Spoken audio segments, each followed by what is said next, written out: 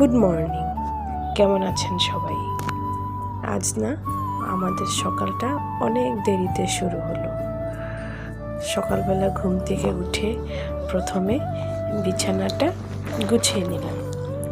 সকাল সকাল ঘুম থেকে ওঠার পর বিছানাটা গুছিয়ে নিলে অনেকটা কাজ হালকা হয়ে যায়। এবারে আমি ঘরটা ঝাড় দিয়ে নেব। বাসি ঘর ঝাড় দিলে অনেকটা হালকা লাগে, ভালো লাগে, কেমন যেন একটা রিফ্রেশ লাগে। এবারে ঝাড় দিতে দিতে দেখলাম ব্যালকনির গাছগুলো কেমন যেন শুকিয়ে গেছে। ওদেরকে একটু জল দিয়ে দিলাম, তারপর ঘরে আসলাম।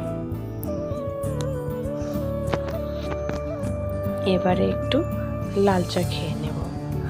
লাল চা না খেলে সকালটা শুরুই হয় না।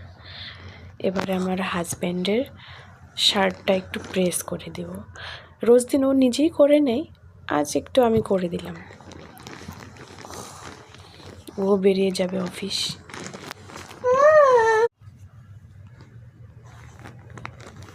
প্রেস করা হয়ে গেলে হাজব্যান্ডকে খেতে দিয়ে দিব। ও খেয়ে দিয়ে বেরিয়ে গেল। এবারে আমি সবজিগুলো কেটে নিলাম। সবজি কেটে ধুয়ে পরিষ্কার করে নিলাম।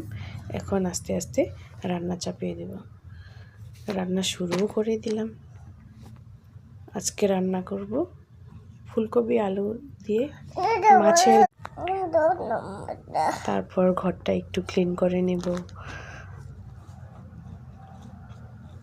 ঘরটা ক্লিন করা হয়ে গেল। এবারে আমি ঘরটা মুছে নেব। রোজ দিন ঘরটা না মুছলে না কেমন যেন স্লিপ করে। আজকাল এত হাওয়া দেয়, হাওয়ার সঙ্গে কোথা থেকে জানি না এত ধুলা আসে।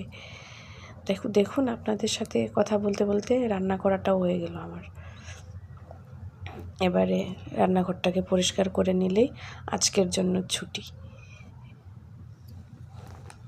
ভালো থাকবেন সবাই।